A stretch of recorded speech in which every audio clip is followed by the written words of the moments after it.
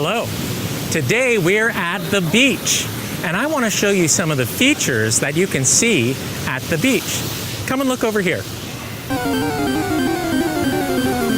Before I tell you about some of the cool features we can see at the beach, I want to tell you about this thing right here.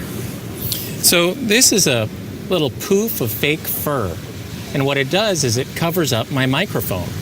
Microphone. And by covering my microphone with this thing that looks like a tiny dead cat, it blocks the wind, so it makes it easier for you to hear me.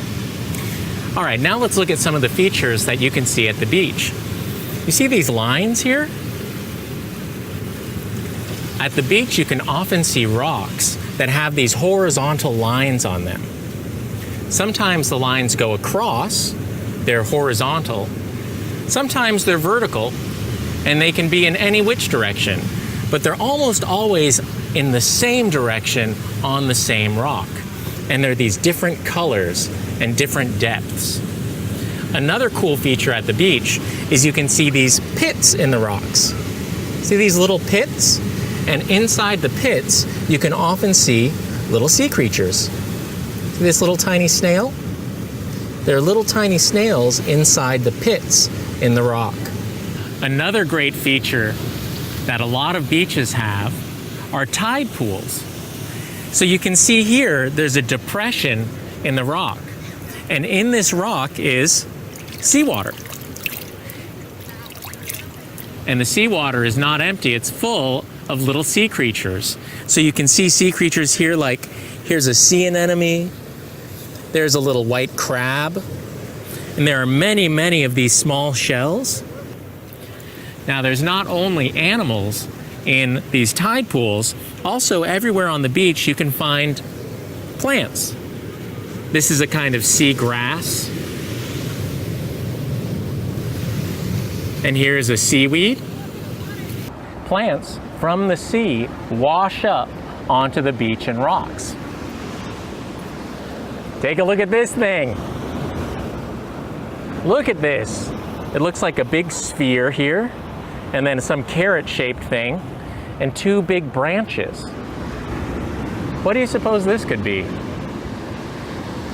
Well, I also found this. Here we have a slimy feeling rope. And on the end of this green rope are these hollow pods.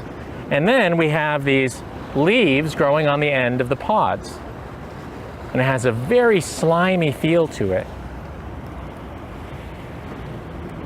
Why do you think that this plant has these pods? What do you think they do? And here we can see one of those pods that's been broken open. Here's the outside of it, and this is what the inside looks like. And you can see that it's hollow. It's hollow. There's nothing in there, just air. Now, you might not know why these plants have features like this, and that's okay. The first step to being a good scientist is just observing things very carefully. You don't have to know the answers, but a good way to get to the answers is to look carefully, listen carefully, even smell carefully.